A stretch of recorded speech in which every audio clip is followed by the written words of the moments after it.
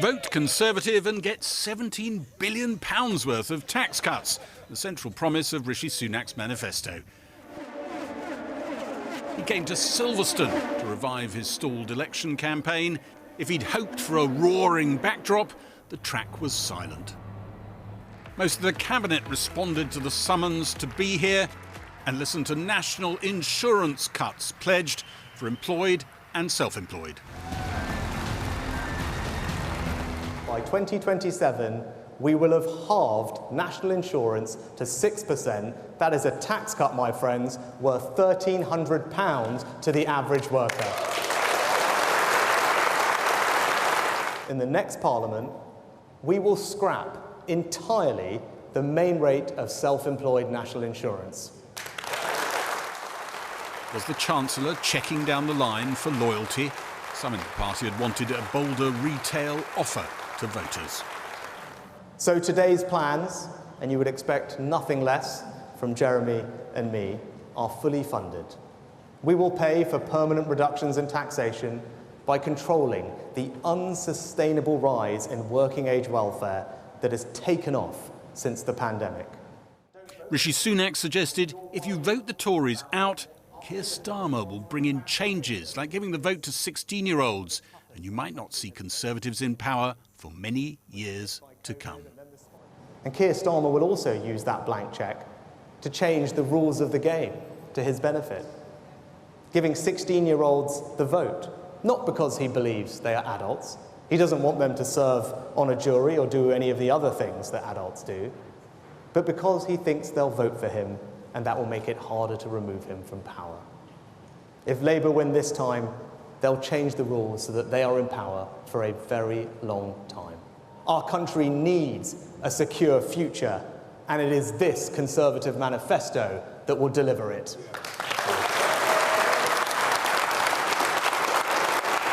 They stood, he barely smiled. A document handed out with the manifestos claimed to identify savings to fund the tax cuts. Some weren't convinced. Well, we've had 17 billion of tax cuts announced. How is that going to be afforded? Well, by some hoped for, shall we say, cuts in the amount that we spend on welfare benefits, and some hoped for clamping down on tax avoidance and evasion. So the 17 billion of tax cuts, that's a definite number. The money to pay for it, not so much. The £12 billion saving isn't even taking us back to pre-COVID DWP benefit payments. Yeah, so, I'm asking to see your homework, I'm asking to see your workings, and you haven't produced them yet. Well, all you've done is put an aspiration. If you put that past the OBR, they'd laugh at you. Well, I think the OBR would take our costings seriously. I think they'd look at what we're planning to do to personal independence payments. You seem to be getting basically all the heavy lifting for the tax cuts comes from welfare cuts. But that 12 billion isn't really explained. Well, the Prime Minister made a speech on welfare, you'll remember, before the election campaign, setting out our clear plans to do that. That will raise, we think, £12 billion. So it's not a real number. It's a bit it is a real number. Maybe. No, it's absolutely not. It is a real number, but the point about it is that this is trying to get welfare not even back to where we were pre-pandemic. Keir Starmer said it all reminded him of another failed leader, the one he backed. They're building this sort of Jeremy Corbyn-style manifesto where anything you want can go in it. None of it is costed. Rishi Sunak's election campaign stops so far point to a party that's fearing serious defeat. Almost exclusively, he's visited Tory-held seats, often ones usually considered safe as houses. The average majority in the Tory seats visited so far is 21.5%. He's called in on traditional Tory citadels like Horsham, Honiton and Sidmouth, Thirsk and Malton, places no Tory leader usually need bother visiting. This warning of a Labour mega-majority just went out on Facebook from the official Conservative account. The more votes for reform, the Liberal Democrats or anyone else will hand Labour 100 extra seats, giving Keir Starmer the largest majority Labour have ever had. This is a Tory ad going out on Facebook today, projecting 490 Labour seats. It's trying to scare people, don't let Keir Starmer run away with it. Is that where the campaign is now? There may be a temptation when you've been in government for a while for voters to give us a bit of a slap, but the point is... That would be one hell of a slap. But the point is, if Labour get a blank cheque, the damage that they would do to this country and the people of this country would be huge. Much of this manifesto has been trailed earlier in the campaign. Rishi Sunak will be hoping repetition of messaging beats novelty. Latest polls suggest no sign of that working yet. For good or for bad, manifesto moments in an election can be pivotal. You don't feel that this one was. It was quite low energy. There wasn't an enormous buzz about it. But part of that non-pivotal moment might be that the Tory party have been trailing most of this manifesto, leaking it effectively in order to gain the top of the campaign agenda a few days running, particularly at the beginning of the campaign. And that kind of worked for them in a sense. What they wanted was at the top of the agenda, but it doesn't seem to be moving the dial. You referenced a poll earlier, Krishnan, which puts the Tories only 1 point ahead of Reform UK. And tonight, some on the right of the party are saying, one of them said, I've been in touch with a lot of right-wing colleagues, this manifesto is a complete duffer. They feel it's too anemic, there should have been a bigger retail offer. On the other side, or rather in the middle of it all, independent experts are saying that this manifesto continues the sort of conspiracy of silence that pervades this election. They feel that the Tories aren't confronting hard truths in this manifesto in terms of the sort of cuts that would be necessary in spending to get tax cuts, and I rather suspect we'll hear the same from them a little later in the week, accusing Labour of not being totally honest about how they're going to maintain public services. Thanks, Gary. Gary Gibbon there, our political editor. Well, the Conservatives appear to be promising tax cuts for almost everyone. So how do they plan to pay for it all? Let's take a closer look with our economics correspondent, Helia Ebrahimi, who's here with the answers. Well, Kieran, let me give you the big picture, because this is a manifesto that, as Gary was saying, promises £17 billion of tax cuts aimed primarily at working people, but it's based on some pretty serious spending cuts, primarily in welfare, that most people say is not realistic. And while they say the tax increases over the next Parliament have come down, tax as a share of national income has only reduced a percentage point. So we're still at record levels not seen since 1948. So how do the Conservatives then make these numbers add up? Well, let's look at that £17 billion of tax cuts, because you get there primarily through yet another cut to national insurance. That will cost, Kieran, about £10 billion. There's a few other bits and pieces that'll come up eventually that'll add up to about £4.3 billion. But I want to talk to you about rather a controversial measure that the Prime Minister introduced, which is to abolish national insurance for the self-employed completely. Now, the Prime Minister was describing people who are self-employed as special, deserving some kind of special treatment. Everyone I spoke to didn't understand why there should be a two-tier system where someone who's a sole trader should pay less tax than someone who is on PAYE. And the other issue is around pensions. At the moment, the current system means that if you're self-employed, you pay in for decades into national insurance. Does that mean you're not entitled to a state pension? Well, that's unlikely. Does it mean you're going to get it at some whopping discount to people on PAYE, or indeed to the cohort of self-employed that have come before you? It all suggests it's not that well thought out. So an awful lot of tax cuts then, really. How does Rishi Sunak say he's going to pay for it all? Well, let's look at the tax-raising revenues, because much of it will now come from £18 billion of spending cuts and tax avoidance measures. And the biggest number in there is the welfare cut we were talking about, the £12 billion of welfare cuts. The Resolution Foundation says that's really some serious issues around that, because to get welfare cuts that are that deep is going to be very difficult. Don't forget, back in 2015, when George Osborne was trying to do exactly the same thing, it became deeply political because of the very real-world implications of what those tax cuts mean for those in society who are taking these benefits. And what about Rishi Sunak's claim then that working people would get a £1,300 tax cut? Well, yeah, it's true, but you have to take it in the context of what's been happening to working people's taxation through fiscal drag. This is the rather shady way that government has been raising huge amounts of taxes through freezing personal tax thresholds. It means that people who weren't paying any tax have been dragged into basic rate. People who are paying basic rate were dragged into the higher rate, and so on. the OBR says all of that has added up to £41 billion, and it has tilted the tax system so that the higher earners are paid more. Now, if you look at the national insurance cuts, that has added another £10 billion to what was already in the mix, and it means that it's tilted back the other way. The Resolution Foundation says the richest fifth in society will get that £1,300 that Sunak promised, but the poorest fifth will only get £150. Wow. Elliot Ibrahim, thank you for taking us through all of that. Krishnan, back to you now. Thanks, Kieran. Well, immediately after the manifesto launch, I spoke to the Work and Pension Secretary, Mel Stride, and I began by asking him if he understood why the Conservatives have a credibility problem when it comes to tax cuts. So we stepped in to support the economy during COVID. A huge commitment around furlough, supported millions of jobs and families up and down the country. We also supported families with cost of living payments due to the high inflation imported from the war in Europe. That cost about £400 billion, and it's quite right and expected that there'll be more tax to pay that down. But what's happening now, of course, is a change in direction. We are now seeing taxes coming down. That's why we've already reduced national insurance by a third. Well, no, that is true. We're seeing our tax come down while others go up.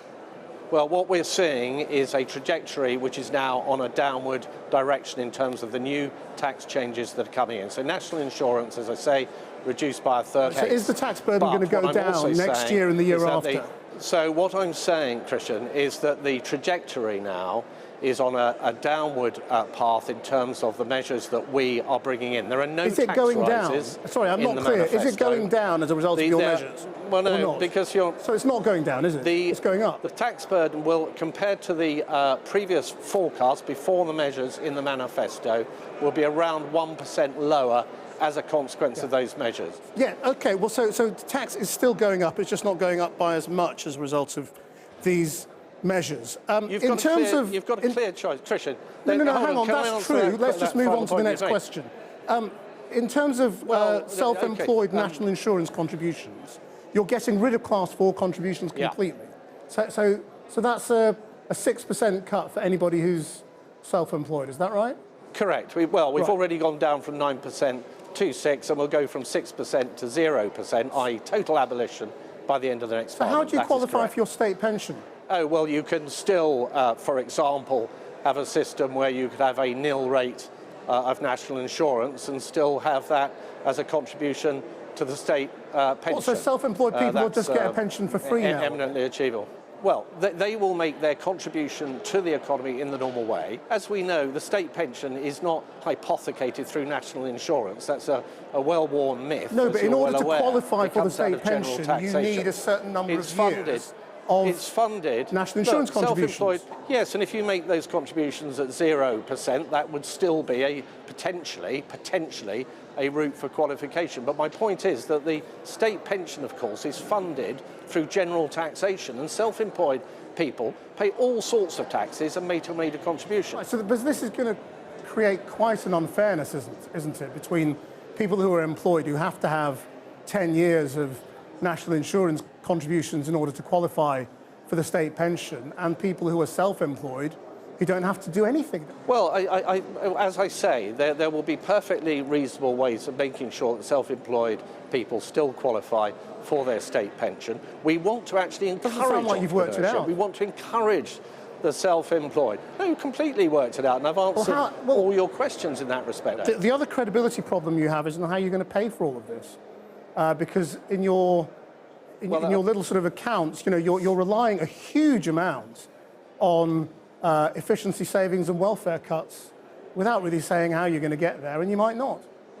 Well, I think the two main sources of savings, actually, Christian, don't involve efficiency savings. They're both about clamping down on tax avoidance and evasion, where we're saying there's £6 billion to be found there. 12 billion will come from reducing. No, we're not guessing at all. Judge us by our track record. We're very good at clamping down on avoidance and evasion. I mean, the last few days has been pretty disastrous for your campaign, hasn't it? After Rishi Sunak's D-Day gaffe, the polls are terrible, the gap's widening, Nigel Farage is in the is in the game. I mean, there's a sense in which it doesn't really matter what you say today, does it? Because people aren't listening.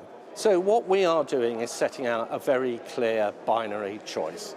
And the choice is either a clear plan with Rishi Sunak and the Conservatives to get taxes down, to increase people's financial security, or no plan under Keir Starmer. So it's a very clear choice. We will keep making that day in, day out. We will fight for every single vote between now and election day. And do you know what? The biggest and most important poll that matters here is what happens on July the 4th. And we have about 3.5 weeks there still to make our case. And I think we've powerfully furthered that case today with this manifesto launch. Mel Strife, thank you very much. Krishnan, thank you. Well, Labour have called the manifesto a recipe for 5 more years of Tory chaos. The Shadow Chancellor, Rachel Reeves, said it contains £71 billion of unfunded commitments and accused Rishi Sunak of cosplaying Liz Truss, whose 2022 mini-budget sent mortgage rates soaring. Today I want to address directly the costs of the Conservative Party manifesto. The money is not there, and it will mean £4,800 on your mortgage. Well, Labour's Darren Jones is Shadow Chief Secretary to the Treasury and joins me now from Westminster. How does Rachel Reeves know what it's going to cost my mortgage? She's just making that up. She's not making it up, Krishnan. She doesn't know what my mortgage is. Well, you could look at average mortgage rates across the country. The way we get to that figure is that you look at the unfunded policies in the Conservative manifesto today, as she said, over £70 billion over the course of the Parliament. If the Conservatives have not set out how they're going to raise the money to pay for that adequately, you have to assume it will be paid for by borrowing. And then we use Treasury algorithms which show the relationship between national borrowing and interest rates. As we all experienced after Liz Truss crashed the economy, there is a direct connection between national borrowing for unfunded policies from the Conservatives and family finances in terms of their mortgage. That's how we get to the, on average, estimate of an additional £4,800 on mortgage payments as a consequence of the borrowing to pay for over £70 billion of unfunded Conservative promises in their manifesto today. There's a lot of assumptions in how you get to that number, which you've just laid out. And the truth is, you don't know whether the Conservatives would be able to deliver on either welfare cuts or tax evasion. I mean, you both have the same problem. They're promising something they can't prove. You can't disprove it. No. I mean, look at the Conservative manifesto today. Let's take, for example, tax avoidance. In their profile year on year, they've literally gone in billions, 2, 3, 4, 5, 6. With no explanation as to how they're going to raise that additional money. They've literally just gone on the keyboard, 2, 3, 4, 5, 6. Labour's plan, which you'll see in full detail on Thursday, is fully funded and fully costed. We've had to say how much money we're going to put into HMRC, how we're going to spend money in order to get money back out through tax avoidance measures. The Conservatives haven't even tried today. It's embarrassing. OK, well, just for clarity, so that $4,800 is on an average mortgage of 85% of the average house price value, and that's over 5 years. So it's actually less than £1,000 a year. You're saying, about £90 a month or something like that? Well, look, this is on top of everything that people are already paying on top of their mortgages and rent as a consequence of Liz Truss. And now Rishi Sunak is making these promises to put family finances at risk again. Have they not learnt the lessons? You'll be honest about taxes going up, won't you? I mean, they will go up as the tax burden rises during the next government if you're in power, won't they? So there are 2 points to this, as I know you've been pursuing over the last few days on the show. The first is the headline rate of tax. We've got a very clear triple lock promise from the Labour Party. No increase to the headline rate of tax on income tax, national insurance. But you will be gathering more income tax, won't you? Because you are also freezing the thresholds. So you might not raise the rate, but you will gather more. We will pay more in income tax. That was going to be my second point. So the first point, no headline rate increases on income tax, national insurance or VAT. That's a promise from the Labour Party for the course of the next Parliament if we win the election. But you are right that the Conservatives baked in thresholds, so the amount at which you earn before you start to pay certain levels of tax, is what we would inherit if we win the election on July the 4th. And what we're not going to do, unlike the Conservatives today, is just make up promises that are not fully funded. The money is not there for the Conservative Party manifesto today, whereas the Labour Party manifesto is fully funded and fully costed with that guarantee not to increase income tax, national insurance or VAT on working people. So that leaves capital gains tax and corporation tax as the ones you're probably going to put up. No, because... But why don't you just be honest about that? I am being honest. I mean, can I just say, look, I pride myself on being honest and answering questions frankly and straightforwardly. So let me do it now. All of our policies in our manifesto are fully funded and fully costed on the basis of, one, the baseline of public spending we would inherit if we win the election, and two, the 5 or 6 loophole closures, which I can go through on private schools. But why won't you rule out non-doms. capital gains tax and corporation tax in the same way that you've ruled out income tax, national insurance and VAT? Because our policies are all fully funded and fully costed. I don't have to rule things in or out because they're funded by the tax loophole closures that we've set out, all of our first 6 steps that we've set out already and in more detail in our manifesto on Thursday. But if you can rule out 3 taxes, you could rule out other taxes. If you're saying everything's fully funded, you could rule out for the next Parliament raising capital gains tax and corporation tax. Well, look, the tax code, as you probably know, Krishnan, is tomes and tomes of books, but we don't need to increase taxes. There is absolutely a promise from us that we will not be increasing income tax, national insurance and VAT. But there is a difference between what you're saying, isn't there, on income tax, national insurance and VAT, which is a cast iron promise, and what you're saying on other taxes, which is we don't need to raise them, but you're not ruling out raising them. And people will look at all the warnings from the IFS and other economic experts and say there is a likelihood that taxes are going to have to go up, and those will be the ones. We can't keep taxing people, Krishnan, to just pay for more and more public sector budgets. We've got to do 2 things. We've got to get the economy back on track and growing again. We all know that. The Tories failed to do it. We have a plan to get growth back into the economy. And we've got to modernise our public services so that they're more efficient in delivering the services that people rely on, so that we're spending taxpayers' money as well as we can. But all of our policies in our manifesto, which will be published on Thursday, are fully funded and fully costed, with a commitment not to increase income tax, VAT or national insurance, and they're funded by a small number of tax loophole closures on things like VAT on private schools, private equity bosses' bonuses, non-doms, tax avoidance, and a windfall tax on the oil and gas giants for the money they've raised through the energy crisis. All of that's fully funded, fully costed, unlike the Conservative Party manifesto today. Darren Jones, thank you very much indeed.